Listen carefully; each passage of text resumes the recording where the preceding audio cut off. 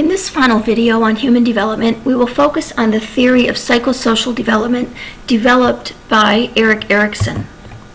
Erikson, born in 1902, died in 1994, started out as an art teacher. He was born in Germany, and while he was teaching, he met Anna Freud, who was the daughter of Sigmund Freud, and this led him to undergo psychoanalysis himself and eventually become a psychoanalyst. Like Sigmund Freud, he believed personality was largely determined during childhood. However, in contrast to Freud's theory, which emphasized the psychosexual aspects of personality and pretty much focused on the fact that personality was strongly developed by about 5 years of age, Erikson focused more on other social influences and helped to broaden our understanding of development of personality as it developed over the entire lifespan. The theory that is proposed, the psychosocial theory, is this 8-stage model that is outlined in your textbook. And each stage is represented by an approximate age range, and as you can see in the center, there's a primary developmental issue that is characteristic at each of these 8 major stages of our life.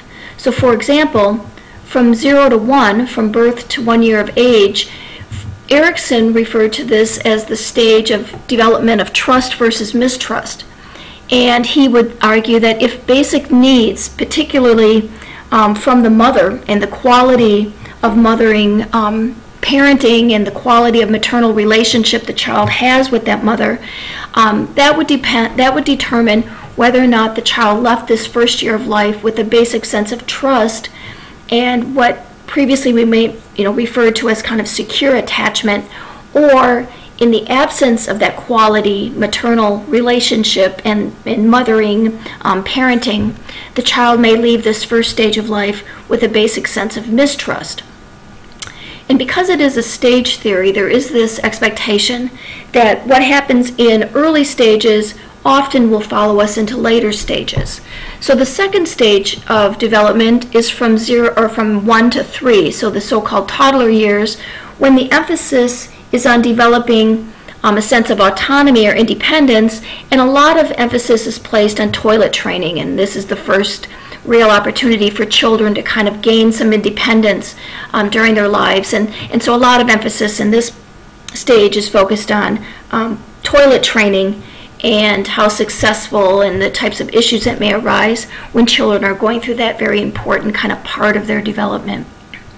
Then we have the preschool years, initiative versus guilt, which really emphasizes a child's development of a sense of purpose and learning to do things and to initiate tasks. And again, during the types of social experiences that a child would have during these important years of life would then determine kind of the psychological outcome, which is why it's a psychosocial kind of theory.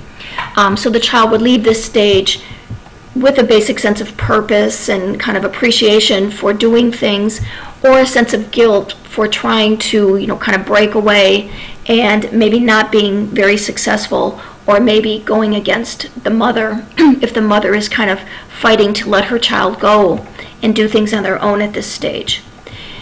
Stage 4, industry versus inferiority, the elementary school years. This is kind of where we develop a basic sense of competence, and the emphasis socially shifts more outside of just the immediate family and more to other relationships, such as in school, when children start to compare their self-worth to others and evaluate how successful they are compared to others. Adolescence, Erikson himself underwent a very significant identity crisis, and so the sense of identity was very important to Erikson.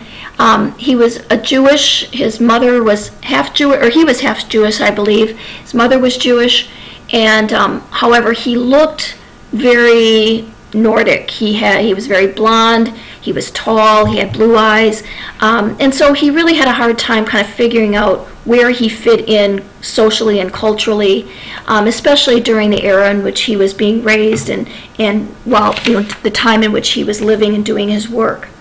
So again, he put a lot of emphasis, and he's the person who coined that phrase identity crisis and talking about the teenage and identity crisis. And what identity formation has to do with is obtaining that sense of self, of who am I? What do I believe in? What is my place in this world? And Erikson believed that the way that parents encourage their children, their teenage children in particular here, to explore their personality and to explore their identity, gave children the freedom to develop a sense of identity on their own. In contrast, parents who may put restrictions on their children or dictate to them what they should be and how they should act may not give that child an opportunity to develop their own identity, and that child may kind of develop what Erikson referred to as role confusion, where they really don't know how to make these decisions on their own. Young adulthood is the first real kind of adult stage of identity or development in this particular model, and it's where we first start to develop relationships outside of our immediate family and forming relationships with potential relationship and sexual and marriage partners. And so we either develop a sense of intimacy, or if we have difficulty forming those kinds of relationships, those emotionally intimate, loving relationships, we may feel isolated and kind of cut off from those kinds of social interactions. Then we have the middle years, the middle adulthood years from 40s into our 60s, and then this later stage of identity and development, which he called integrity versus despair, when we kind of look back on our life during these later years and reflect on how successful and how positive we feel about some of the decisions we made and the contribution we made. Do we leave this world with the sense of integrity that we did a good job and we did the best we could and we kind of left a positive legacy for our family and friends? Or possibly we regret some of the choices and decisions and have more of a sense of despair as we leave this world. And so this is the 8-stage model that Erikson proposed to try to describe some of the common changes and some of the reasons why people may go different directions at these different critical points in development. Let's start with adolescence a little bit. Part of that identity crisis is believed to result from the fact that there are such significant biological as well as social and psychological changes that take place. If we just focus on the biological changes of adolescence, beginning with puberty, we can see that the body goes through a lot of significant changes. So we have the so-called primary and secondary sex characteristics. The primary sex characteristics are those that are essential for reproduction, such as the maturation of the ovaries and a woman starting her ovulatory cycle and menstruation would be a primary sex characteristic. For males, it would be the beginning of ejaculation and sperm production, and so this would occur with maturation of the testicles, for example. We also have a host of secondary sex characteristics, and these refer to changes in the body that accompany sexual reproduction but aren't essential, such as breast development, women kind of getting heavier in terms of more fat deposits, which are there to kind of enhance pregnancy and aid in those kinds of reproductive functions. For men, things like the development of pubic hair and the voice lowering would be considered more secondary sex characteristics. One of the key characteristics of puberty for females would be menarche, and menarche is a term that refers to the very first menstrual period, which for many women can be a very significant kind of aspect of development.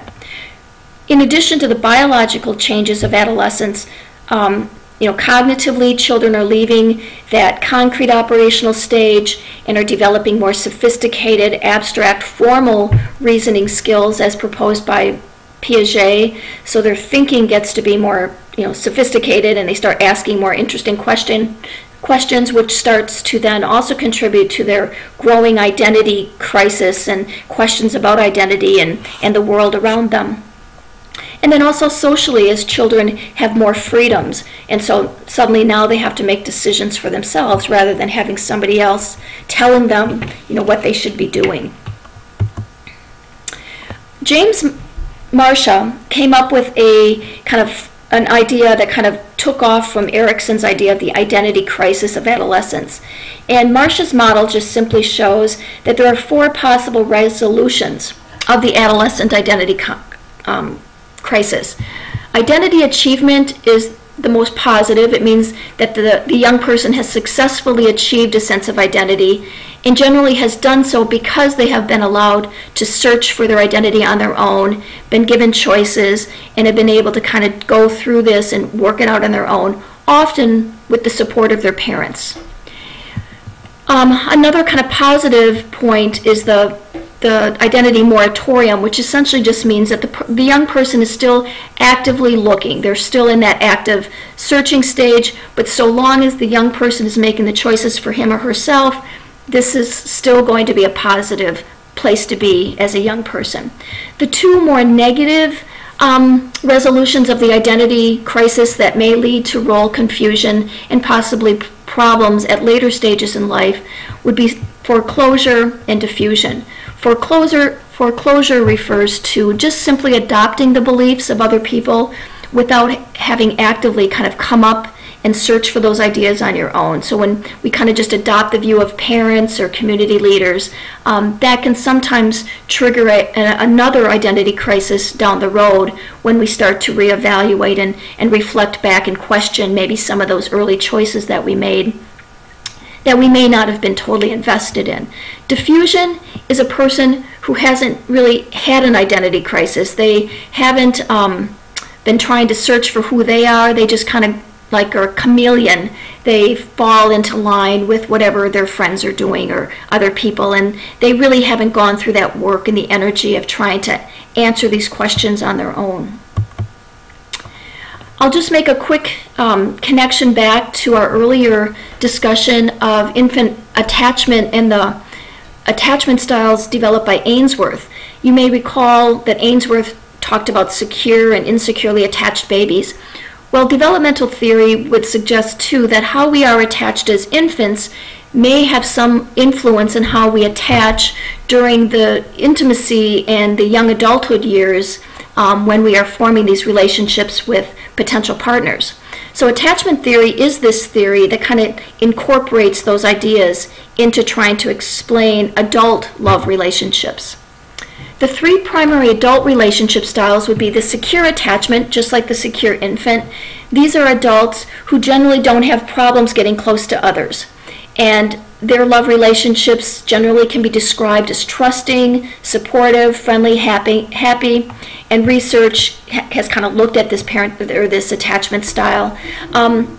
And we might suspect that children who learn to be securely attached when they were very young may find it easier to become more securely attached, trusting, loving adults. Now, in terms of the insecure attachment, we may predict that insecurely attached infants may have more difficulty as they progress through adolescence and childhood and into adulthood with these relationships as well. And so anxious ambivalent adult attachment may be characterized by difficulty getting close to others, or if they get close to others, they never feel like it's enough and they're always searching for a little bit more and fear abandonment, and they really want to kind of get close quickly because of maybe some of these early struggles that they may have undergone. And then the avoidant category would include people that are just more kind of cut off, and there may have been certain experiences that may have contributed to that as well. It's important to keep in mind that as we go through the human life cycle, we have to always remember that there are unique contributing factors of biological, psychological, as well as social cultural that make each of us a unique human being. And even in terms of those attachment styles, just because you were a securely attached baby doesn't necessarily mean you will be a securely attached adult. There's a lot of things that can shape and mold us during those intervening years, and we have to take those into consideration as well.